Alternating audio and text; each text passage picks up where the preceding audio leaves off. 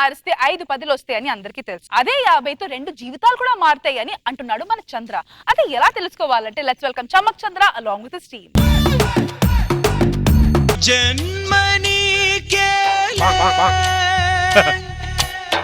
జతను విడిచావో ఇలా అయిపోయాడు చంద్ర. ఈ పిచ్చోడు ఒకప్పుడు మంచోడే, మంచి జాబ్ చేసుకుంటూ మంచి జీవితాన్ని గడుపుతున్న ఇతను సడన్ గా పిచ్చోడు ఎలా అయ్యాడో వీడి ఫ్లాష్ బ్యాక్ లోకి వెళ్ళి చూద్దాం. నెల జీతం వచ్చిందన్న. సంపాదన నీది, ఖర్చు పెట్టుకునే హక్కు నీది, నీ దగ్గరే ఉంచుకో. అమ్మా నాకే అవసరాలు ఉంటాయి నాన్న, నీ దగ్గర పెట్టుకుని ఖర్చు పెట్టుకో. ఎంత మంచి మమ్మీ డాడీ. జీతం వచ్చిందా? వచ్చింది. జీతం వస్తే పెళ్ళాంకి ఇవ్వాలని తెలీదా? తెలీదా అంటున్నాను. ఇది నా దగ్గర ఉంచుతాను, 50 నీ దగ్గర ఉంచు. 50 నీ దగ్గర ఉంచు. 50,000 రూపాయల జీతం తెస్తే పెళ్ళాం మొత్తం లాక్కొని వాడి చేతులు 50 రూపాయలు పెట్టేసరికి వాడికి ఏం అర్థం కాలేదు. పేరెంట్స్ కి పెళ్ళానికి ఎంత తేడా ఉందా అని షాక్ అయ్యాడు. ఆ షాక్ లోనే వాడి చిన్న మెదడు చిత్తూరు వెళ్ళిపోయింది, పెద్ద మెదడు పుత్తూరు వెళ్ళిపోయింది, నరాలేమో నంజాలు వెళ్ళిపోయాయి. వాడి పెళ్ళాం తిరిగి వాడు ఎంతలా షాక్ అయ్యాడంటే 50 రూపాయల నోటు మీద ఉన్న గాంధీ గారిని కూడా గుర్తుపట్టలేనంతగా షాక్ అయ్యాడు. చివరికి పిచ్చోడయ్యాడు.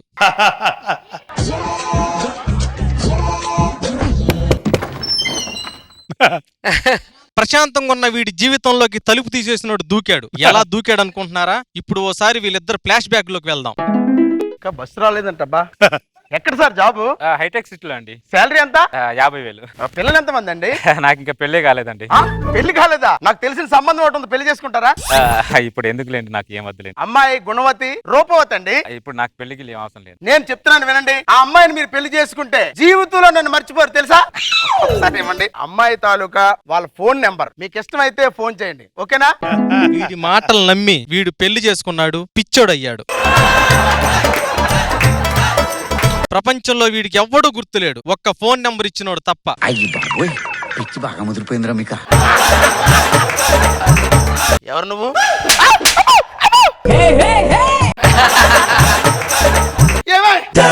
బయటికి రా.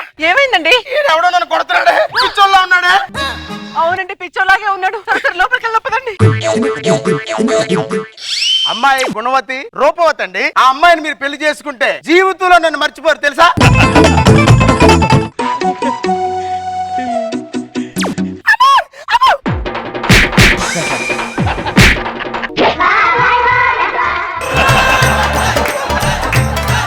కొడుతున్నాడు. మీరు వచ్చి తలుపు తీస్తే మిమ్మల్ని కొడుతున్నాడు, నేను వచ్చి తలుపు తీస్తే మిమ్మల్ని కొడుతున్నాడు.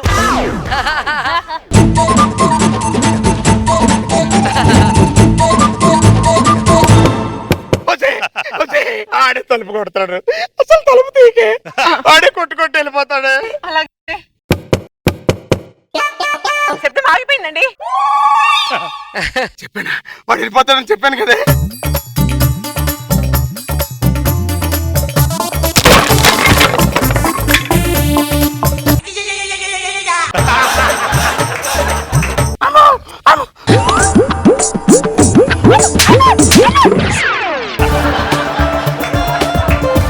ఎవడరా నువ్వు? గోడకి బొక్క పెట్టి మరి నా బొక్కలు 50 రూపాయలు చూపించు అడతాడు, 50 రూపాయలు చూపించు అడతాడు. అసలు 50 రూపాయలకి నాకేం సంబంధము?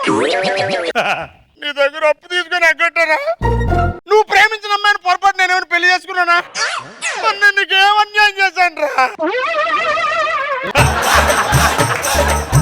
అమ్మో, నీకు ఇలా కాదురా, పోలీసులు చెప్తే నేను బొక్కలు ఏం చేస్తాను. ఎస్ఐ గారు, ఎవరిక్కడ ఫోన్ చేసింది? సార్ ప్రాబ్లం ఏంటి? పిచ్చోడు ఎవడో ఎక్కడి నుంచి వచ్చాడు సార్, నా డోర్ కొట్టి బయటికి లాగి మరీ కొడుతున్నాడు సార్. డోర్ తెరవకు. డోర్ తెరవకపోతే గోడ కన్ను పెట్టి బయటికి లాగి మరీ కొడుతున్నాడు సార్. నీ పెళ్ళాన్ని వాడు కొట్టాడా? లేదు సార్. నేను వచ్చి ఇంతసేపు అయినా నన్ను కొట్టాడా? లేదు సార్. మరి నన్ను నీ పెళ్ళాన్ని కొట్టనప్పుడు నిన్ను ఒక్కనే ఎందుకు కొడుతున్నాడు అంటే వాడి గత జీవితంలో నువ్వేదో ముఖ్యమైన పాత్ర ఊహించుంటావని నా డౌట్. ఆడి కథలో నా పాత్ర ఏంటో అసలు నాకు గుర్తు రావడం లేదు సార్. సార్ అన్న అరెస్ట్ చేయండి సార్. వాడిని అరెస్ట్ చేయడం కుదరదయ్యా. ఎందుకు సార్? చట్టం వాడి వైపే ఉంది. Oh bonus. Hello, Komaran speaking.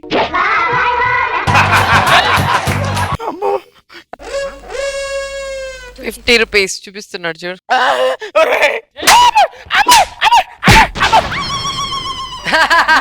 First time డబ్బులు చూసి భయం వేస్తుందిరా. నీకు దండం పెడతానురా. నువ్వు కొట్టినందుకు నాకు బాధ లేదురా, కానీ నువ్వు ఎందుకు కొడుతున్నావో తెలియనందుకే బాధ అనిపిస్తుందిరా. అమ్మాయి గుణవతి రూపవతి అండి. ఆ అమ్మాయిని మీరు పెళ్లి చేసుకుంటే జీవితంలో నన్ను మర్చిపోరు తెలుసా.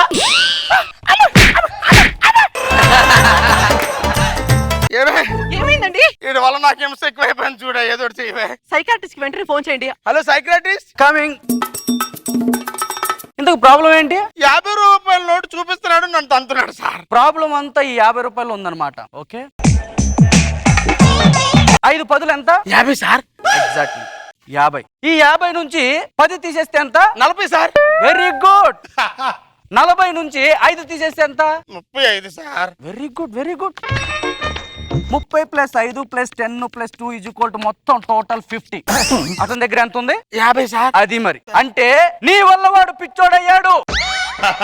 ఒక సంవత్సరం కిందట బస్ స్టాప్ కి వెళ్ళి ఒక అతనితో నువ్వేమన్నావు? ఒక అమ్మాయి ఉంది రూపవతి గుణవతి, ఆ అమ్మాయిని పెళ్లి చేసుకో అన్నావా లేదా?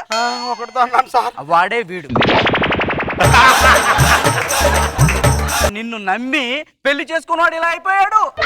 పెళ్లి చేసుకుంటే ఎందుకు ఇలాగ అయ్యాడు సార్? ఒక భార్య శకలం వచ్చి భూమిని గుద్దిందనుకో, భూమి తట్టుకోవచ్చు. భార్య అనే శకలం వచ్చి అతను గుద్దితే అతను తట్టుకోలేక ఇలా అయిపోయాడు రా. అసలు 50 రూపాయలు గోల్ ఏంటండి? వాడి భార్య వాడి నెల జీతం మొత్తం తీసుకొని చేతిలో 50 రూపాయలు మాత్రమే పెట్టింది. అప్పటి నుంచి వాడి ప్రపంచాన్ని అంతా మర్చిపోయాడు. ఈయన్ని మాత్రం గట్టిగా గుర్తు పెట్టుకున్నాడు. నన్ను కూడా మర్చిపోవడానికి ఏదైనా చెయ్యండి sir. We can't do anything. నువ్వు పైకి పోవడం ఒక్కటే మార్గం. అప్పుడు వాడు కూడా మర్చిపోడు. Sorry, I'm sorry. పైకి పోవాలా? మైండ్ కొట్టదు దండం మైండ్ కొట్టదు.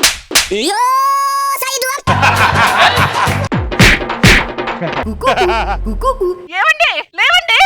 జన్మనిదేలే మరు జన్మనికే జతను విడిచావో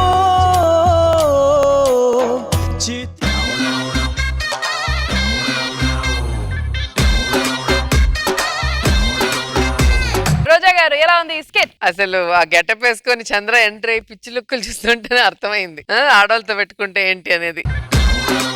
సత్యపండు లాంటి క్యారెక్టర్లు చాలా పెళ్లిల్లో చూస్తాం. ఊరికే ఉండరు, ఏదో ఒక సంబంధాన్ని ఒక ఫోన్ నంబర్ ఇచ్చేసి ఈ అమ్మాయిని చేసుకోండి బాగుంటుందని, లేదా ఈ అబ్బాయిని చేసుకోండి చాలా మంచివాడు అంటారు. సో ఇది చూస్తే ఎవడు ఇవ్వడు, అంతా మర్చిపోవటం, నిన్ను మాత్రం గుర్తు పెట్టుకొని. Very nice.